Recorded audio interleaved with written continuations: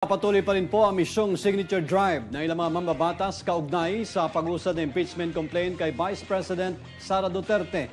Nauna na rin napabalita nag-iikot-ikot ang ilang mga progresibo upang makakalap ng suporta sa impeachment ng bise. Para sa buong balita, makakasama natin si Sus Valdez.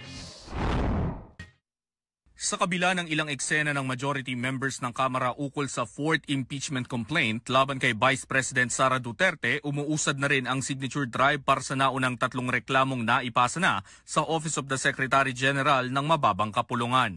Walang formal na kumpirmasyon pero malakas ang ugong na hinay-hinay na kumakabig ng suporta ang mga naunang complaints at nakakolekta ng pirma mula sa mga kabarong kongresista. Nauna rito kumikilos din ng Makabayan Bloc at kinausap ang iba pang prominents ng dalawa pang impeachment complaints para sa mga isahin ang kanilang reklamo. Well, ang pag-uusapan natin ay siguro una-una yung update doon sa aming complaint kung meron na rin silang napapirmahan.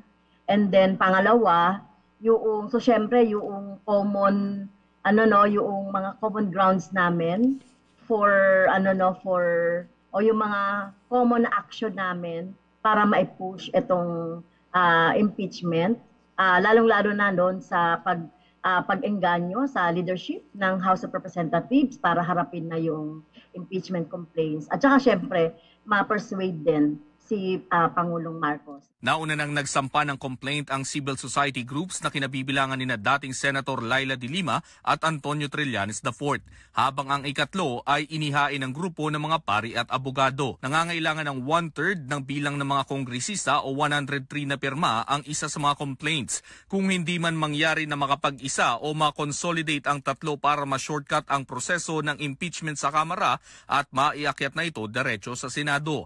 May nauna ring ulat na kinakausap ng mga progresibong kongresista si Pangulong Bongbong Marcos upang kumbinsin ito na bawiin ang naunang pahayag na tinutulungan niya ang impeachment laban sa Vice Presidente. Pinaniniwala ang malaking push ang go signal ng Malacanang para sa signature campaign. Sa kasalukuyan ay nakatenga sa opisina ni Secretary General Reginald Velasco ang tatlong complaints na pwede nang i-transmit kay House Speaker Martin Romualdez anumang oras, ngunit naaantala dahil sa pasabi o request ng ilang majority congressmen na hintayin ang fourth complaint o kaya ang bultuhang endorsement sa isa sa naunang tatlong reklamo. Ako si Sus Valdez para sa Kwentong Politiko.